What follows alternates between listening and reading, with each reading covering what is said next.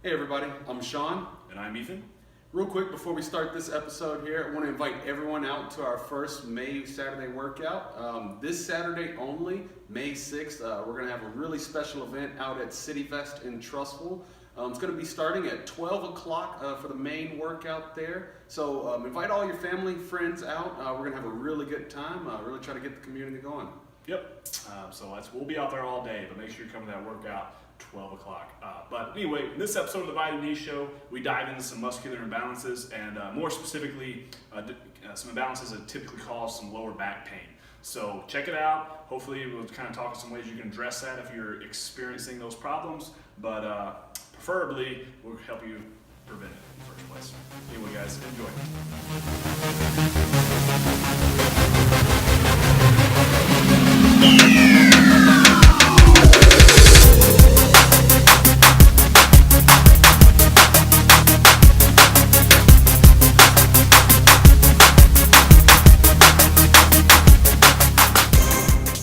What's going on, everybody?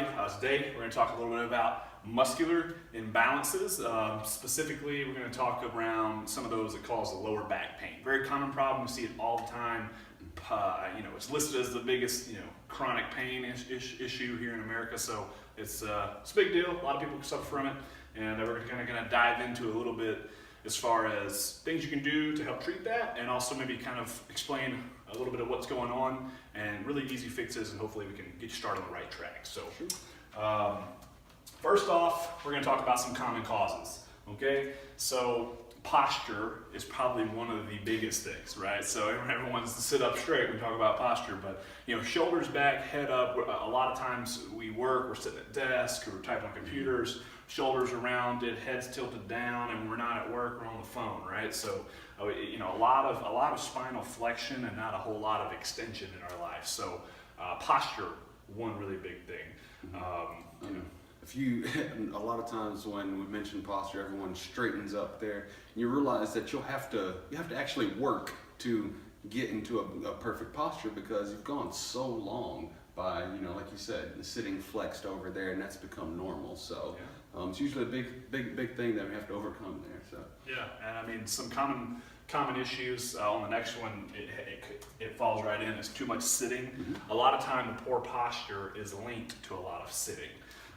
So like what's too much sitting does, you're in this position, the hip flexors are flexed and they're shortened. And so over time they shorten and get tighter. So when you're in the full extended position, they're overactive and they're pulling more than they should be. It can cause a whole lot of problems, a lot of other areas. We're going to dive into that a little bit later. But posture and too much sitting go hand in hand. Again, not only with the hip flexors, but a lot of times when we sit, we're rounded and looking at whatever we're looking at, whether we're eating on a computer, working, playing on the phone, whatever it may be. A lot of times, rounded back, rounded shoulders while we're sitting. So it's a lot easier to just relax and not really think about it. So something I like to do. I like to always make sure I put a pillow behind my back and make myself sit up anytime I sit down, and I know I'm going to be there for longer than 10-15 minutes. I usually find something to kind of make myself sit up straight, because when I'm standing, my posture's pretty good, shoulders back. I've kind of trained myself with that over time, and making sure working the back well to make sure I'm strong trapping backs to pull your shoulders back. But sitting is where I get in trouble. So anytime I sit down, you always see me reach something, and I'm putting it right behind my lumbar spine to kind of help myself sit up a little bit. So lack of exercise, hopefully not your problem if you're watching this video, but lack of exercise is a big deal. Just not activating the muscles, not getting the blood flowing, and just not staying healthy. Overall body health plays into all these little bitty things. We hope to kind of explain a little bit more and tie it in a little bit better for you, but just overall health is going to make a difference in any type of joint pain and just functional movement. So and lack of exercise is what makes it so hard. It makes you have to try so hard to keep a good posture. It's because, like you said, you're not activating those muscles that you need to be using the whole time. So you have to work to fight against all the habits that you've already built up over time. So right. So, if you're younger and you are more mobile, avoid these things. But, if you've already kind of developed the issues, and they develop as early as, 20s, early 20s. After we get out of high school, we quit moving so much, quit doing, some people even in high school have the problems, and, a lot of sitting, no extracurriculars, but a lot of people stay decently active through high school, at least enough to kind of stay feeling okay. But it's really a lot after that, moving to college and work and stress and time gets more stressed, and you feel like you don't have time to go to the gym or work out at home or anything like that. Becomes more of an issue. Definitely. And if you are working out a lot, it can be imbalanced exercise. So just for quick example, a lot of people, squat improperly, and you're activating a whole lot more quads and working your knee joints a lot more than you are like glutes and hamstrings, and you create muscular imbalances there. Every little thing matters. You hear us all the time when you're in the gym, or you probably hear other people in the gym correcting form a lot. Well, that's why it matters so much. Just proper form is going to put the stress on the right muscle groups at the right time.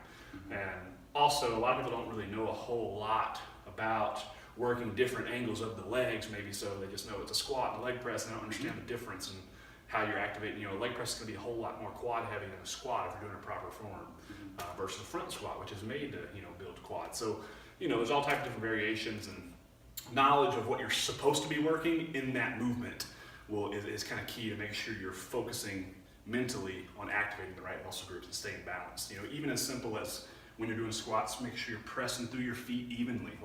My workout partner tends to get on his right foot more, and they get that asymmetrical weight shift in the hips to the right.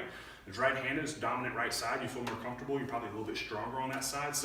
And I have the same problem. I'm also right-handed, so I overemphasize how much I'm pressing to my left leg, and it helps me even them out. So just being real with yourself, and everyone has different imbalances and different tendencies, and just addressing those as you work. A good rule to kind of go by is if you're always working towards your weaknesses and working to make those weaknesses better, then you'll be a lot more balanced overall. Absolutely. But, I know we'll kind of dive a little bit deeper here in a second, but some of the most common things, of course, it's better to get in and get doing something, but a lot of guys will come in and first thing they want to do, go hop on the bench, do that, do 100 crunches or so every day. Really overdevelop some of those areas, and that's what's going to cause a lot of the issues there, because they're neglecting, and it may be just not having the right information. Hey, I'm getting in here, I'm doing something, but or you also just like working chest better, or like working certain muscle groups better. Not many people just love leg day, but you need to do it, stay balanced, and chest is definitely a fun day. I actually prefer back, so I have to make sure I work my chest enough, but I'm weird, so just do whatever, you're gonna need to work on personal preferences too, understanding the importance of it all, but we'll dive in a little bit later.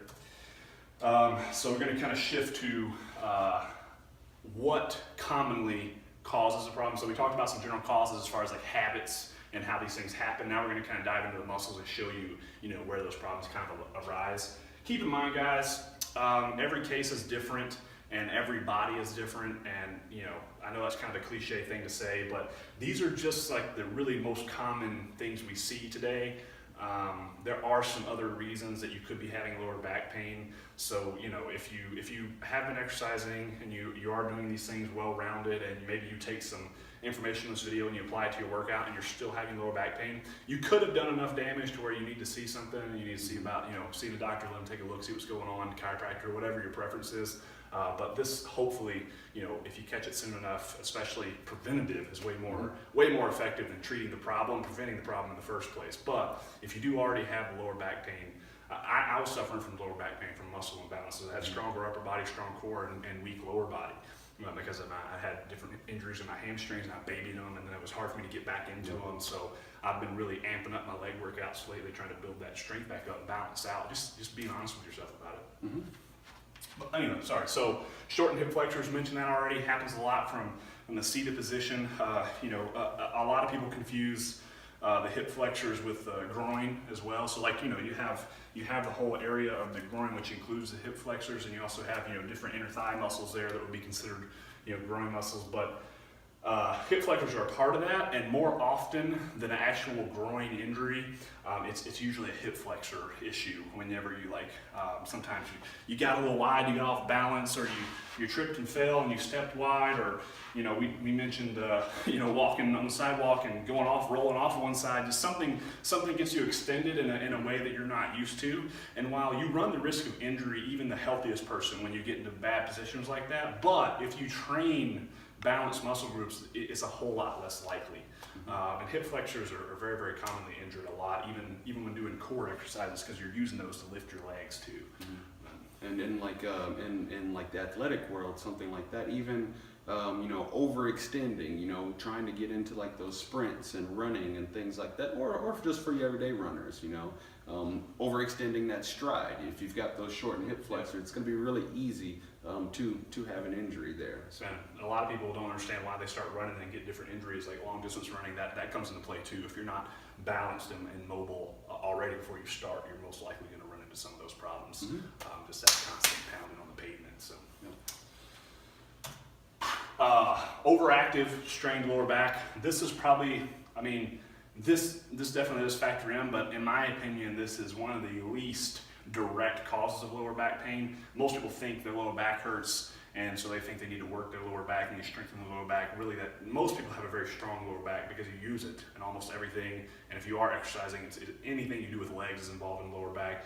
But it's usually not that. It's just overactive and strained because, again, like hip flexors are tight, so it's pulling on your pelvis in an uneven direction versus your lower back, or your lower abdomen is very weak, which is coming up next, and so it's pulling on your hip the other way and then stretching out your. So all type of different options here.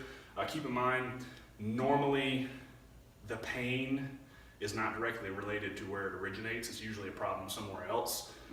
Usually it's a strong word, but a lot of the times it is a problem that's coming from somewhere else, and that muscle group is overactive trying to fix the problem from the weaker muscle group, and then it becomes tired, strained, overactive, and you get these pains. Because like your body's one big kinetic chain, or you look at it as a machine. Yeah, so engine. it's a machine full of all these different parts. And if one part is not working properly, that's going to affect into overhaul to how fix the that rest problem. of it runs. And then that's when you have all of these other issues and start developing issues in other areas, which are going to develop more issues in another area until you start to create those balances.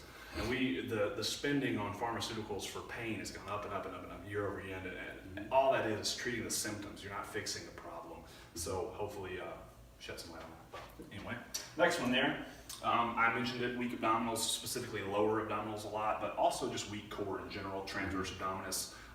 There's tons of different muscles in the core, but they're involved in everything you do. And if you have a weak core, it can lead to lots of other problems, and also a higher risk of injury. Even if you have no pains, aches, or anything, you're healthy, a weak core could leave you susceptible for other injuries during your workouts. But if you're already having lower back pain, probably an issue to some degree, almost 100% of the time is weak abdominals. Because even standing here, rocking side to side, that's using your core. And so in the beginning of everyone's program, always love to focus on, really building a strong base. It's the base, it's the foundation of your strength throughout your entire body there. So it's about, keeping control of the position of your body in no matter what it is that you're doing there. So. And for working core, we posted a video earlier this week about anti-rotation movements. Those are freaking phenomenal for training core.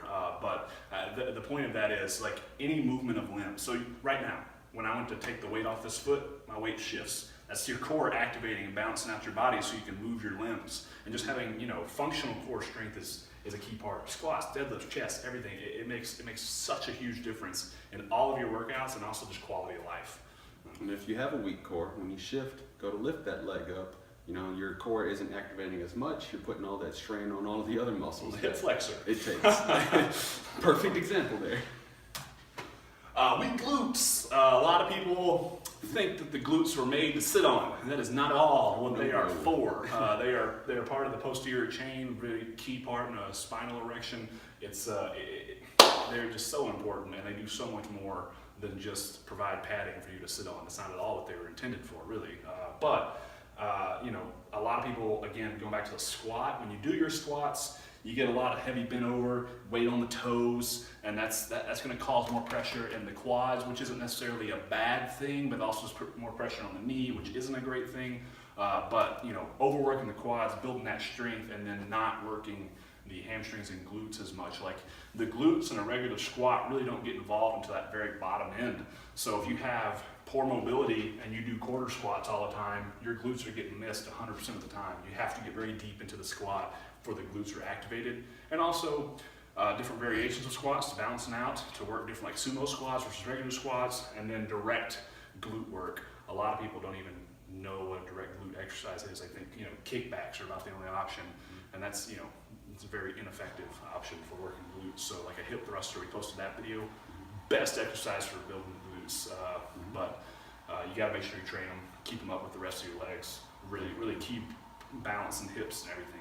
Kind of going back to the squats there, even if you do get to depth and you're continuing to shift all of your weight forward there, you're not getting that activation. So there is an exercise for what he's saying. They call them sissy squats, but I mean it's a mechanism that you put your feet in, and they have a pad on the back of your knees so you can go straight down and keep your body straight up while you squat and come back up. So it's like 100% quad focused to train the quads.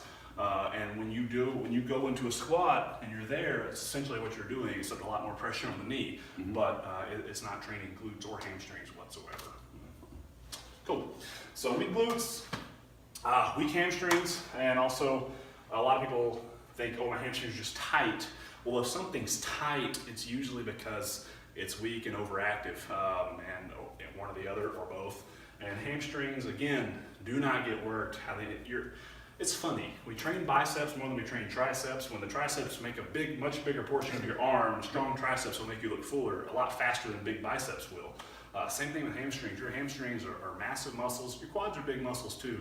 Your legs in general are, but you're not going to get a full leg look or strength or power or just functionality without strong hamstrings. And strong functional hamstrings will build the increased flexibility in them as well. Because when you work hamstrings properly, when you exercise, you are expanding and contracting muscles, and that creates better mobility as long as you take care of your body right after your workouts, flexibility and things like that. But another big cause for lower back pain, tight hamstrings. So quick little test. If you lock your legs out and keep your back straight, shoulders back, if you can't at least get to like a 90 degree, you probably have you need to work on that hamstring flexibility, and also make sure you're training them to keep them up with the rest of the body. And not to mention lower back issues, but from personal experience, I went through physical therapy back in high school, and a lot of my problems, I suffered with patellar tendonitis, had tight lower back, all types of issues, but my main problem was I was overly tight. Like, they laid me back on the bed and did the angle test for legs, and I could get my legs maybe that far up before anything, but what they were saying is all of those muscles are so tight, pulling in that one direction, that it's just causing that constant pain and inflammation where they connect there. So it'll cause you a lot of other problems, and all I did was stretching for about an hour a day. Knees and elbows, usually. The only reason you have pain is because of an imbalance normally, unless you have some soft tissue issue. And then lastly, and I believe, we talked about this a minute ago, I believe this is the biggest one, poor posture, just because you're all day, every day. And it's wearing on you, it's constricting you, and your body, just like we talked about in the last show, how your metabolism adapts to both steady state cardio and exercise in general, and the food you're eating. So if you continue to eat the same amount of calories, you will stop losing weight as your metabolism gets more efficient at using that amount of calories. Same thing here. When you constantly are rounded your joints and soft tissue, and they begin to form to that movement, which is not what's supposed to happen, but that's what happens over time when you consistently muscular imbalances and have poor posture. It just happens. A really good example is if you were to X-ray a pitcher's arm, not like a kid, but someone who's been pitching all their life. High school would be fine. Preferably a high velocity pitcher, someone who's a better pitcher. If you took an X-ray of their shoulder and elbow and put it right next to someone who has never thrown a baseball in their entire life, their shoulder, a pitcher's elbow, because of the torsion that happens on that pitch, all this gets formed a little bit differently. Like, I pitched in high school, and if you were to examine the different portions of my shoulder, they're going to look different from side to side. It's just what happens. Your body forms to what you do all the time. So if you're constantly not exercising and have really bad posture. Good example as well. There's one really good corrective exercise, doing the ball squats to correct a bad squat form. And almost every single time I put them on there, and they'll get to doing it right, and they're just looking at me like, oh no, like this feels wrong. This is bad. And I'm like, yeah, that's because you haven't used those muscles. They haven't been activated, and you've been doing it improperly. You've gotten used to doing it improperly, activating the wrong muscles. So You know, you have to kind of break those habits and adjust. Yeah, none of this happens overnight. None of it happens overnight. It's time. Yeah. Just like we always preach time plus consistency to get results. Time plus consistency gets you results. So if you are Every aspect. continually doing things wrong and continually using bad form and continually having bad posture, you're going to get some results. They're just not going to be what you want. Moving on, we're going to kind of address some how to fix it, things you can do. And again, guys, we are going to give you the most common things that we see. If your problem lies somewhere else than what we listed, these things might not work for you, and you may want to, you know, go get that checked out. But assuming that it's just muscular imbalances, which I'd be willing to bet is probably 70 to 80% of problems out there, this is some really good advice how you can get that going in the right direction. So, number one, balanced training. But what does that mean? So, more work for lower abs and TBAs, transverse abdominis. The transverse abdominis is the biggest part of the abdominals, and they're underneath everything. So like the visual six pack you see on someone, it's underneath that. And again, that is what's more involved. Like anytime you move and shift and hold body weight to move limbs, the transverse abdominis it gets involved. And you know, any type of isolation like plank movements and things like that, they all work that. And if you, we posted a video about those plank rows as the anti-rotation. Works that way better than just a traditional plank. Also, you can do a side plank with dips, things like that. Lower abdominals, that's going to be any leg lift motion. Keep in mind, if you bend at the knee and lift, you're going to work more direct lower ab versus leg straight out and lift. You're going to get a little bit more hip flexors involved. However, mentally focusing on the proper muscle group is a big part of it, regardless of what you're doing. More work for glutes and hamstrings. Again, those get underworked, so throwing in extra, like after your squats, if you're having some lower back pain, maybe don't do any extra quad work and throw in a few sets like those hip thrusters or stiff-legged deadlifts, good mornings, all good solid options to hit that posterior chain. And then more trap work for improved posture. People do traps like this, and that's we made a video about the trap work of how you activate the full muscle group. The traps are the only thing that keeps your shoulders back. That is their job, is to keep your shoulders back and your head up. It can your traps connect in the back of the cranium here, and they pull your head up. So you know, training traps properly. Check out the exercise we posted earlier this week or last week. Yeah, it was last week. It's Tuesday, so yeah, last week. You know, working the traps to make sure when you do your back work, a good way is just always making sure you squeeze those shoulder blades together at the back of every movement. Scapular retraction works with traps as well as shoulder extension. So getting both of those is ideal, and just make sure you build the trap, because you need strong traps to help balance out the chest work. Again, a lot of guys hit the bench press, they get overdeveloped chests, so they start pulling forward and have a weak rear delts and lower back because they don't get trained as much. So. Yep. Next thing is just being more conscious of your posture. There's a lot of great tools out there for this. I even saw something recent, a little device about this big. You put it sticks to your back, and it like gives you a little sharp vibration if you start to slump to help you stand up. So yeah, whatever works, but you know, just try to do things to help yourself out. Just pay attention of it, be conscious of it. Hold your phone up a little bit higher instead of walking around like this. Hold it up a little bit. It also help you feel the view a little bit better while you're walking around. But you know, hold your phone up a little bit more. Try to make sure you sit back in your chair. Try to make your shoulders touch the chair in the back. And like I said, you can slip something behind that lumbar to kind of create that arch a little bit more in the back. I've seen some of the chairs and stuff now that, you know, don't have the backs, and they're just like the stability ball as a base. Yeah. So it really helps you kind of make sure that you have to focus and sit upright and try. And yeah, it's a little bit uncomfortable. It's a little takes a little getting used to it first, but again, it's creating those habits to where it becomes normal. Feels a lot more natural there. And then you'll start seeing those problems go away. Yep. And then regular flexibility and mobility work. But flexibility and mobility are two different things. Okay. Doing a stretch is flexibility. Doing Jefferson curls is mobility. So the more flexible you are, the greater potential for mobility you have, but they do not go hand in hand. I mean, they do, but they're not the same thing. So for instance, like hips, a lot of people don't have the range of motion in their hips or shoulders that you should have. In your shoulders, you should be able to hold a straight PVC pipe or any type of immobile object at shoulder width, go all the way up and around and touch your butt and come all the way back up without ever turning it loose or turning your hands. That would be perfect shoulder mobility. It is a ball and socket joint. It is designed to move that way. However, most people can't do that. Kids can. You take any child that's like under 5 and they can do that, no problem, because that is natural. Same thing with hips. You ought to be able to get on the floor in a wide angle seated position, so feet out. Set your forearms down on the ground like you're doing a plank, and you ought to be able to go all the way around, keeping your butt down and hips down, and touch your feet and come all the way back up. That would be perfect hip mobility. You should be able to do all of those things. Now, do you have to have perfect mobility to feel better? No. Increasing the mobility just a little bit, you will notice a huge difference. Just gotta keep in mind, guys, like this takes time because this is soft tissue work. And so like muscles repair very, very fast. You work them out, they're fully recovered in just a handful of days if you're eating properly.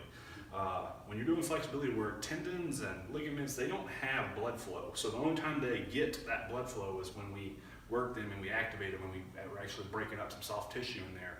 And it takes doing that on a regular basis to start seeing results. And a lot of people notice some discomfort when they first start working it. Like if you've never done Jefferson curls before, Jefferson curl is it's spinal flexion. So you roll the shoulders and you stay close. You're trying to roll one vertebra at a time all the way down. You ought to be able to kiss your shins and come back up. A lot of people, if you've never done those before and you start doing them, you'll notice like your spine feels sore for a couple weeks until your body starts getting used to it. That's okay. That's part of the process. Same thing with shoulders. I've been working on my shoulder mobility, and my shoulders have been super sore and getting caught up with that mobility training. So mobility training and flexibility are two different things and should be a part of it. Warm up with mobility training and end with flexibility training. That's really the best protocol. So that's why, like in our team training, we do like active dynamic warm-ups because that's mobility training.